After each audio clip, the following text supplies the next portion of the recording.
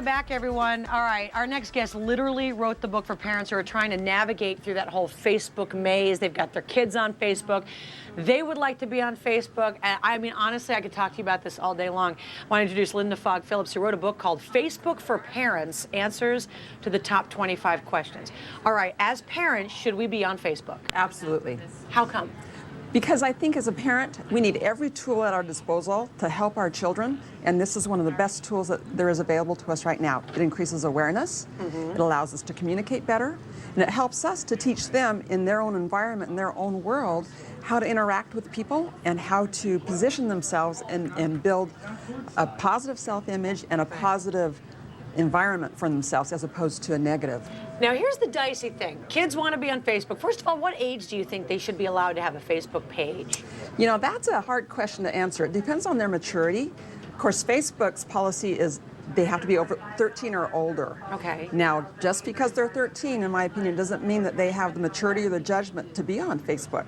So when you ask me what age, you know, I have a 17-year-old that some days I think it doesn't use very good judgment. But on the other hand, I have a 14-year-old that exercises very good judgment on Facebook and filters what she posts. Well, and not only that, I think most kids tend to think the more the merrier, so they allow all these kids and friends of people and people they've never met in their lives, and they're all on there. Then they start these groups. A lot of them have bad language in them. They ask your kid to join. He's joined. I mean, there's so many things. How can you, if you don't have a Facebook page, monitor what they're doing on their Facebook? It's very difficult. And oftentimes, children do not want to friend their parents because they feel like it's an invasion of their privacy. It's their private bedroom. Like, go figure. Right. What we try to tell parents and have them teach their children is that Facebook is not a private bedroom. It's the front lawn. Well, and I think parents too, and I was telling you during the break, I'm very fortunate. I've got my stepkids all on my Facebook, and I have access to a lot of their friends are my friends as well. But all of a sudden, my older stepson, I wasn't seeing any photos of him, and I said, "Did you block me from the pictures?"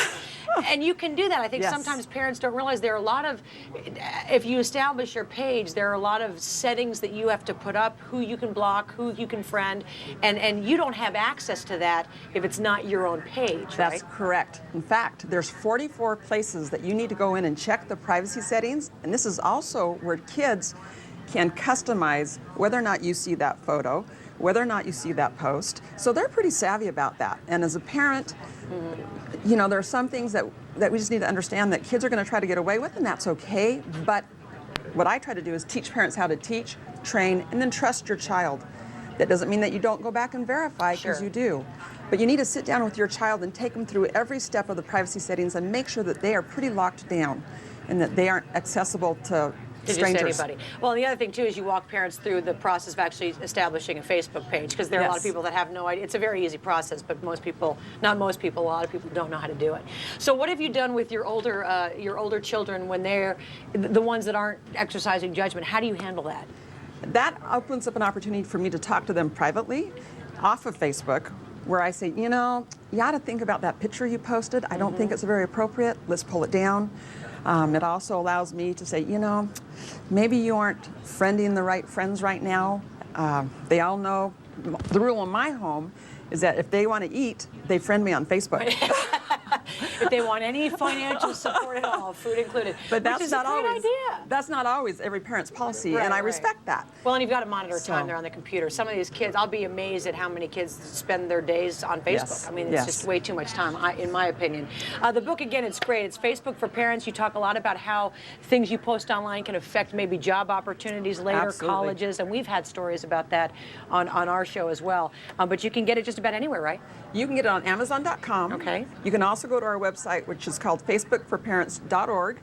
That's also a resource for great information. And we also have a Twitter page. It's FB, the number 4, parents. You follow us on that. I keep you updated on the changes. Like one just came across last night with Facebook, more privacy changes, which I think are good, but yet we'll see. Okay, and again, Scott, we've got all that information on our hotline, our website as well, azfamily.com. It's a great, great book. I'll bet it is. Tara, thank you very much.